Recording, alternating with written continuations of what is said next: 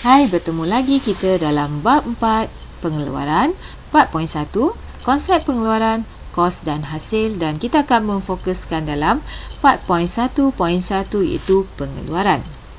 Sebelum itu, nasihat cikgu jika hendak belajar bab 4 ini, kita perlu meletakkan diri kita sebagai firma. Pengertian firma adalah yang pertama, merupakan unit ekonomi yang produktif, sama ada organisasi atau unit pengeluaran, itu adalah firma. Firma pengertian yang kedua adalah firma merancang dan menggabungkan faktor pengeluaran yang terhad. Faktor pengeluaran, masih ingat lagi ya, iaitu buruh, tanah, modal dan usahawan. Dan ketiga, pengertian firma adalah untuk menghasilkan barang dan perkhidmatan. Dan kita akan kaji tentang konsep firma. Okey, firma terbahagi kepada dua, iaitu firma swasta dan juga firma awam. Okey, objektif firma swasta adalah yang pertama memaksimumkan keuntungan dan juga adalah untuk memaksimumkan jualan. Okey, itu adalah objektif firma swasta. Dan kita lihat contoh firma swasta adalah syarikat Air Asia Berhad, iaitu penerbangan tambang murah di Malaysia, dan juga Public Bank Berhad, iaitu sebuah bank perdagangan di Malaysia. Itu adalah contoh firma swasta. Dan kita lihat saiz pula, saiz terbagi pada dua, iaitu kecil dan besar. Biasanya saiz kecil adalah milikan tunggal, manakala saiz besar adalah syarikat Berhad. Manakala firma awam pula, objektifnya adalah memaksimumkan kebajikan masyarakat. Ini adalah kerana firma awam dimiliki oleh kerajaan. Contoh firma awam di Malaysia adalah KWSP, iaitu Kumpulan Wang Simpanan Pekerja dan juga Permodalan Nasional Berhad. Peranan firma adalah sebagai pembekal, iaitu yang menawarkan barang dan perkhidmatan, dan juga yang kedua, peranan firma adalah sebagai pengguna. Firma juga adalah pengguna, iaitu apabila ianya membuat permintaan terhadap faktor pengeluaran, iaitu buruh, tanah, modal dan usahawan. Okey, kita akan lihat proses pengeluaran. Apa yang dikatakan pengeluaran? Bagaimana ianya wujud? Pengeluaran ini adalah satu proses yang menggabungkan faktor pengeluaran, iaitu kalau kita lihat di sini, okey, cikgu bagi gambar input ya, iaitu ini adalah bahan mentah dan ini adalah buruh ya, yang merupakan satu proses mengubah bentuk input kepada output. Daripada input yang asal yang mentah ya, kita tukarkan kepada output yang untuk digunakan sama ada separuh siap ataupun yang siap. Okey, kita lihat yang ini adalah output separuh siap yang akan digunakan oleh kilang-kilang yang lain pula, iaitu papan lapis contoh. Dan seterusnya untuk menghasilkan barang dan perkhidmatan ya, rentetan seterusnya adalah daripada papan lapis itu digunakan oleh kilang perabot untuk menghasilkan meja dan kerusi. Ini adalah bagi memenuhi keperluan dan kehendak pengguna, di mana perabot yang siap itu tadi merupakan barang akhir. Input. Kita lihat input. Input ialah faktor pengeluaran yang digunakan dalam proses pengeluaran untuk menghasilkan barang dan perkhidmatan. Itu yang dikatakan input. Dan input ini boleh digunakan dalam proses pengeluaran dibahagikan kepada dua jenis, iaitu input tetap dan juga input berubah ya. So kena ingat ada dua jenis input, iaitu input tetap dan input berubah. Contoh input tetap di sini adalah, kita lihat input tetap contohnya adalah bangunan, kilang dan juga mesin. Manakala input berubah, contoh yang diberi oleh cikgu ialah buruh dan juga bahan mentah.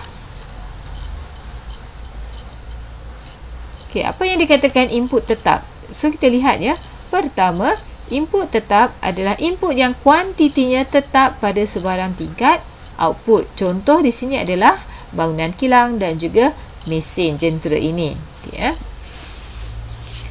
iaitu apabila tingkat output meningkat atau menurun, kuantiti input tetap yang digunakan adalah tetap. Contohnya, kilang dia tetap wujud walaupun tiada pengeluaran dihasilkan ataupun pengeluaran ditingkatkan. Kilang itu tetap wujud sebagai sebuah kilang, tetap satu sahaja. Dia tak berubah. Misal kata, kalau kita kata tak nak menghasilkan pengeluaran ataupun pengeluaran pada minggu ini adalah sifar, takkan kita nak tutup kilang kita atau nak buang kilang kita, tak, kita akan tetap kilang itu tetap wujud, tetap ada.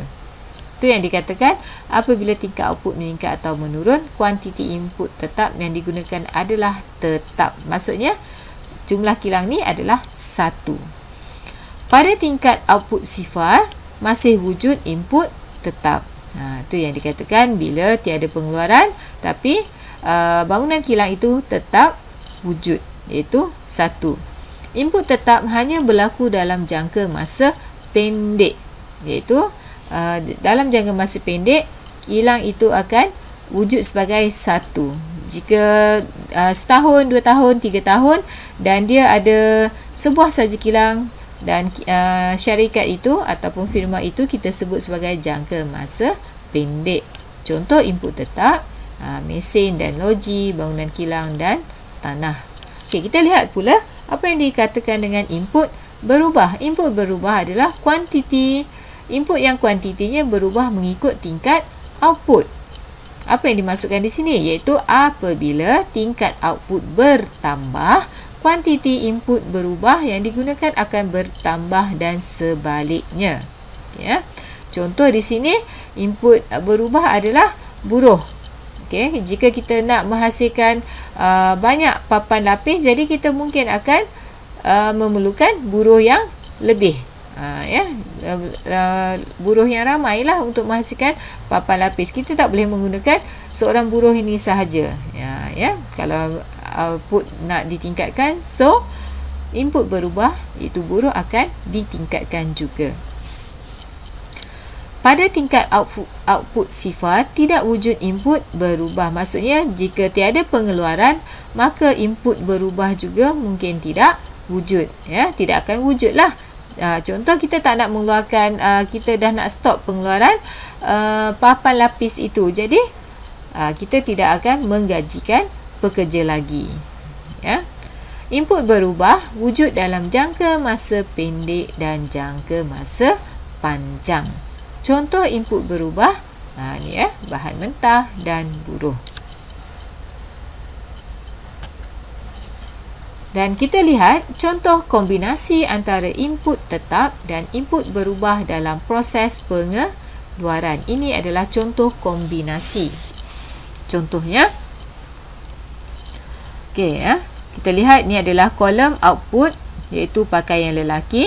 Input tetap iaitu mesin jahit. Kita lihat, nampak di sini mesin jahit tetap sama je 6 kan. Sampailah output ataupun pengeluaran yang ke 2,500. Input berubah iaitu buruh berubah. Kalau kita lihat di sini, input berubah ini meningkat sebagaimana meningkatnya output kita. Baiklah, kita tengok penerangan sedikit. Berdasarkan jadual 4.1 sebelah, input tetap yang digunakan dalam proses pengeluaran pakaian ialah mesin jahit, manakala input berubah ialah buruh. Kita katakan mesin jahit input tetap sebab dia tetap sama pada sebarang tingkat output. Input berubah pula, buruh pula adalah merupakan input berubah kerana ianya berubah pada mengikut tingkat output.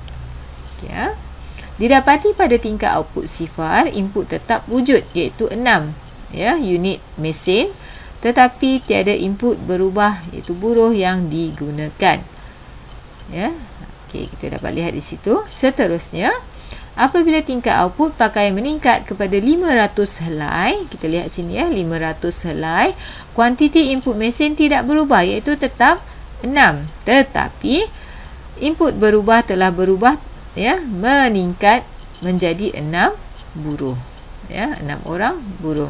Okey, seterusnya kita lihat apabila tingkat output pakaian terus meningkat kepada 1000 helai dan 2500 helai. Dan kita lihat di sini bagaimana dengan input tetap. Ya, input tetap tidak berubah, iaitu tetap 6 unit mesin jahit. Manakala input berubah yang telah meningkat, iaitu daripada meningkat menjadi 10 orang buruh dan juga 16 orang buruh untuk menghasilkan output 1000 dan juga 2000 helai.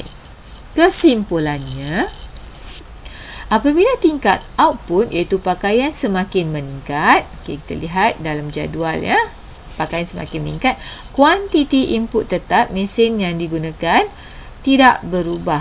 Sebaliknya, kuantiti input berubah akan meningkat mengikut pertambahan dalam tingkat output. Okey, apa yang dikatakan output? Lihat di sini, output adalah barang atau perkhidmatan yang dihasilkan. Output ini terdiri daripada barang perantaraan dan barang akhir. Juga dikenali sebagai keluaran. Itulah output.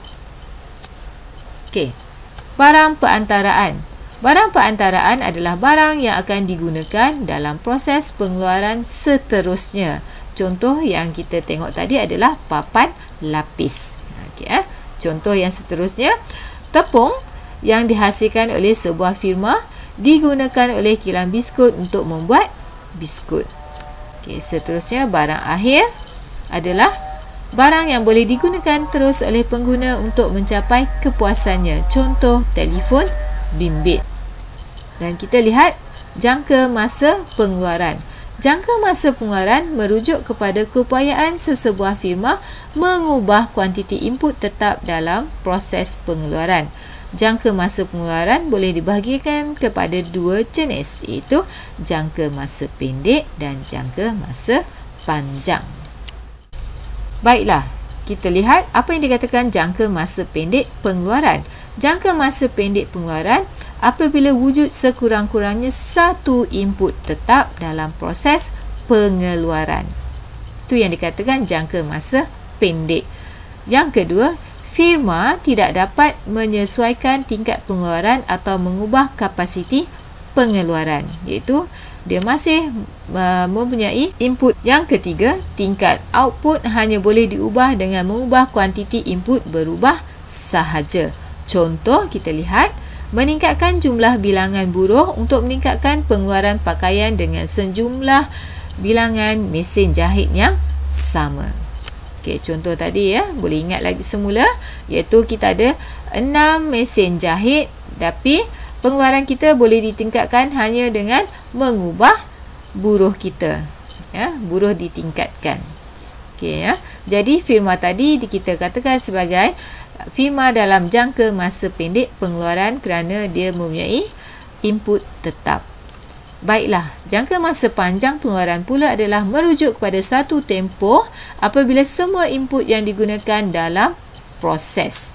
Okey, yang kedua, jangka masa panjang, firma dapat mengubah tingkat output dan keupayaan pengeluaran dengan mengubah semua input yang digunakan seperti mesin, bangunan kilang dan tanah. Itu maksudnya di sini adalah apabila firma dikatakan dalam jangka masa panjang, adalah keupayaan dia menambahkan input tetap itu tadi, dan input tetap itu telah menjadi input berubah. Contoh mesin, daripada 6 dia tambah kepada 8 unit ya, untuk meningkatkan lagi pengeluaran yang lebih.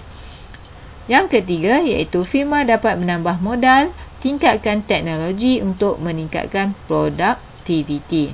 Baiklah, contohnya meningkatkan jumlah bilangan buruh dan mesin jahit untuk meningkatkan pengeluaran pakaian. Untuk menguji minda. Baiklah, kita uji minda. Sekarang, nyatakan jangka masa bagi firma berikut. Berikan alasan bagi jawapan anda. Okey, yang pertama, firma A telah beroperasi selama 5 tahun. Pada tahun kelima, firma A telah menambah 2 mesin jahit untuk meningkatkan pengeluaran pakaian. Manakala kita lihat pula firma B. Firma B telah beroperasi selama 7 tahun. Pada tahun ke-7, firma B menambah buruh untuk meningkatkan pengeluaran pakaian. Okey, So, boleh uji minda, nyatakan jangka masa bagi firma yang berikut dan berikan alasan bagi jawapan anda.